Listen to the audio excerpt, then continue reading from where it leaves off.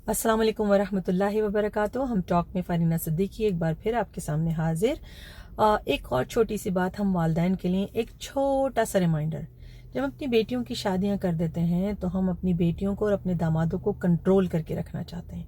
हम समझते हैं कि हम पहले महर पे उसको तंग करेंगे, फिर उसके बाद उसके साथ और डिमांड्स करेंगे, सब करेंगे, दामाद काबू में रहेगा, ये हमारी बेटी के महफूज मुस्तकबिल की ज़मानत बन जाएगी वैसे। लेकिन यकीन कीजिए, जितना आप दामाद को अपने प्यार देंगे, उसको अपना बेटा समझेंगे, जिस तरह आप अपने बेटे पे जोर जबर नहीं करते और उसको प्यार से इज्जत दे के रखते हैं, सारे बच्चों पे बेटे को आप फौकियत दे देते हैं, तो दामाद को भी वही इज्जत दीजिए और दामाद को प्राइवेसी और रिस्पेक्ट और उसकी स्पेस का हक भी दीजिए। अगर आप अपनी बेटी के हर मामले में बोलेंगे, अगर आप अपनी बेटी और दामाद के बीच में रखने डालेंगे, तो लॉन्ग टर्म में आपकी बेटी दामाद के लिए अच्छा नहीं होगा और सफर आपकी बेटी करेगी।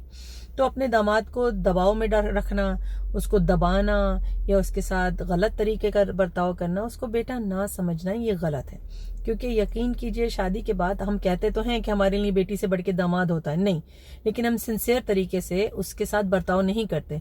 कोई भी बात हम अपनी बेटी को सिखाते हैं, बिल्कुल परवाह मत करना, बिल्कुल दबाव में मत आना, बिल्कुल नहीं सुनना, ये उनकी अम्मी ने सिखाया होगा, ये उनकी बहन ने सिखाया होगा।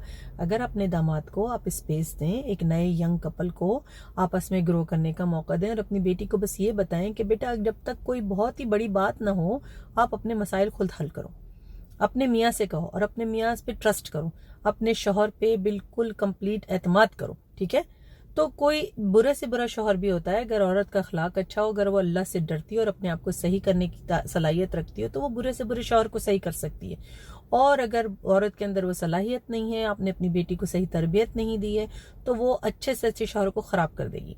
तो ये बात याद रखिए कि हमने ये देखना है कि हमने अपनी बेटी को ये सिखाना है कि तुमने बेहतरीन शौहर बनने के लिए, उसके लिए एक्सपेक्टेशन नहीं करनी, तुम बेहतरीन बीवी बन जाओ। तुम हर वो चीज़ फॉलो करो जो अल्लाह ताला ने बीवी के तौर पे तुम्हारी जिम्मेदारी रखी है। बेईमानी नहीं करो, अल्लाह से डरो, खौफ करो अल्लाह का। वालदैन को उसके भी उसी तरह इज्जत दो जिस तरह अपने वालदैन को देती हो।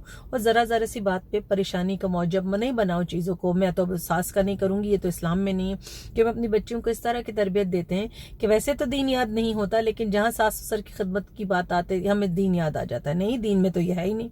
तो दीन में और बहुत सारी चीज़ें भी नहीं है, सिर्फ अगर खुशनुदी के लिए, शौहर को खुश करने के लिए, कि जैसे कहते हैं जिससे आपको प्यार होता है उसकी हर चीज़ आपको प्यारी हो जाती है। तो शौहर के वालिदैन से भी उसी तरह प्यार कीजिए, उसके बहन भाइयों से भी उसी तरह प्यार कीजिए और अपनी हुदूद सेट कीजिए।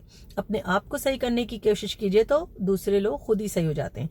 अपनी बेटियों को अच्छाई की तरबियत दीजिए और अपने बेटी और दामाद के मामलों में बोलना छोड़ दीजिए, क्योंकि अगर हम ऐसा करेंगे तो उनके घरों में भी सुकून होगा और हमारे अपने घरों में भी, हमारे जहनों में भी सुकून होगा इंशाल्लाह।